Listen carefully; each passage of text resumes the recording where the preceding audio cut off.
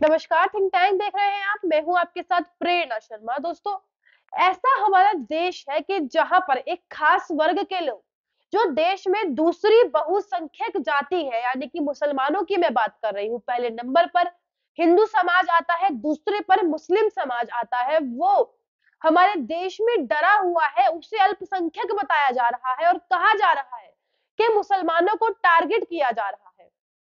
वहीं दूसरी तरफ एक और समुदाय है जो सच में वाकई अल्पसंख्यक है, जो अपने अधिकारों के लिए रोडों पर शांतिपूर्ण तरीके से अपनी आग्रह कर रहे हैं। जैन मुनि जो है वो प्राण त्याग रहे हैं। मैं जैन समाज की बात कर रही हूँ, जो वाकई अल्पसंख्यक है।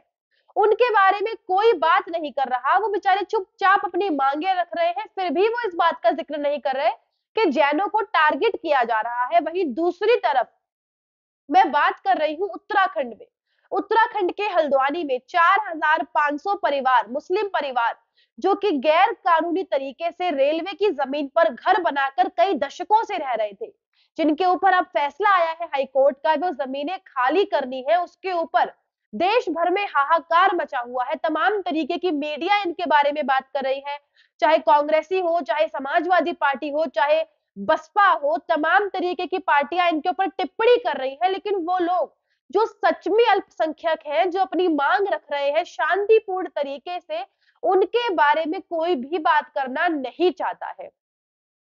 मामला पूरा उत्तराखंड का है। उत्तराखंड के हल्द्वानी में आपको बता दूं, कई दशकों से मुसलमान परिवार रेलवे की जमीन पर गैर कानूनी तरीके से रह रहे थे और वहां की सरकारें वोट बैंक के चक्कर में गैर कानूनी जमीन उन्हें मुहैया करवाई। वहां पर उनका आधार कार्ड बनवाया, बिजली पानी हर चीज की फिटिंग दी।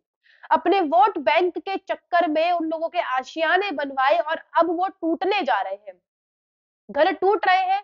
हम सभी को दुख है, उनको भी दुख होगा। लेकिन यहाँ पर दुख तब कम हो जाता है जब आपने जमीन के लिए ना पैसे दिए हो, ना आपके पास किसी प्रकार के कोई डॉक्यूमेंट्स हो, ना कोई कागज हो। तो ऐसे में आपको बता दूं, जब इन लोगों से घर खाली करने के लिए बोला गया, तो आज से जब पिछली सरकारें थी तब इन लोगों ने हाई कोर्ट में जाकर मुकदमा रखा। वहां पर ये बात सिद्ध हो गई, रेलवे की जमीन है, खाली करना है। उसके बाद सुप्रीम कोर्ट पहुंचे। सुप्रीम कोर्ट में हाई कोर्ट को रिव्यू के लिए बोला गया और फिर से वहां पर ये फैसला आया कि ये जमीन सरकार की है और खाली करनी होगी। अब ऐसे में तमाम तरीके के कांग्रेसी हैं जिनके बड़े बड़े बयान सामने आ रहे हैं और ये लोग हल्द्वानी में मुसलमानों की इतनी बड़ी भीड़ जमा है और जो रो रही है, हाहाकार मचा रही है, खास तौर से महिलाएं और बच्चे, इनको आगे किया गया है और बुरी तरीके से ये लोग प्रदर्शन कर रहे हैं, बोल रहे हैं हमसे हमारे घर छीन लिए, आशियाने छीन लिए और बुरी तरीके से हाहाकार मचा रहे हैं, जिस पर बड़े बड़े मीडिया नेटवर्क्स हैं जो खबरें छाप रहे हैं। लेकिन वहीं जैन मुनि मर रहे हैं बेचारे, उनके बारे में कोई भी नहीं लिख रहा है। आपको पूरा मामला बताएंगे कि आखिरकार जैन मुनि बेचारे क्यों देह त्याग रहे हैं। इसी के साथ साथ पाकिस्तान ने भी इसको मुद्दा बना लिया है। पाकिस्तान में खबरें छप रही हैं कि भारत में साढ़े चार हजार परिवारों को बेघर कर दिया गया है।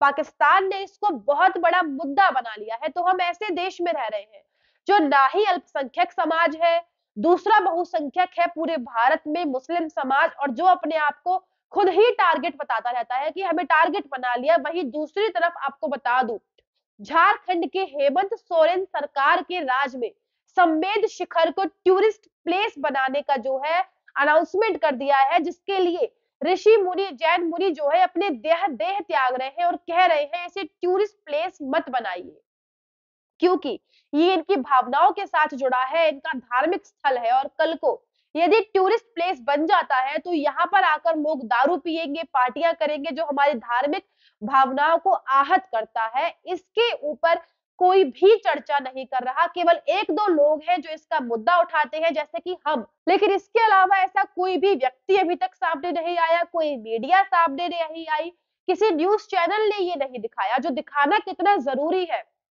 कि जो जैन समुदाय जो चुपचाप अपना काम करता है, देश के विकास में अपना योगदान देता है, चुपचाप अपने कामों में लगा हुआ है, उसे देश में दंगे फसाद से कोई मतलब नहीं है, ना वो खुद को टारगेट होते हुए बताता है, हमेशा बिल्कुल भी नहीं। उसके साथ आज अन्याय हो रहा है, तब भी बेचारे जैन मुनि अपने देह त्याग रहे हैं। जैनी लोग जो है प्रदर्शन कर रहे हैं शांतिपूर्वक। लेकिन उनकी कोई बात नहीं कर रहा।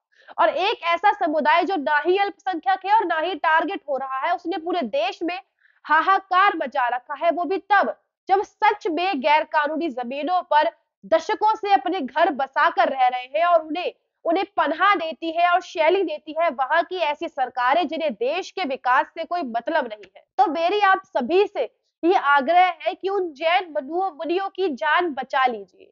जितना हो सके इस वीडियो को शेयर कीजिए और इतना शेयर करिए कि सरकारों के कान तक ये बात पहुंच जाए और इस बात पर वो गौर करें। लेकिन आज की खबर में बस इतना ही। मिलते हैं आपसे अगली खबर में अगली वीडियो के साथ। नमस्कार।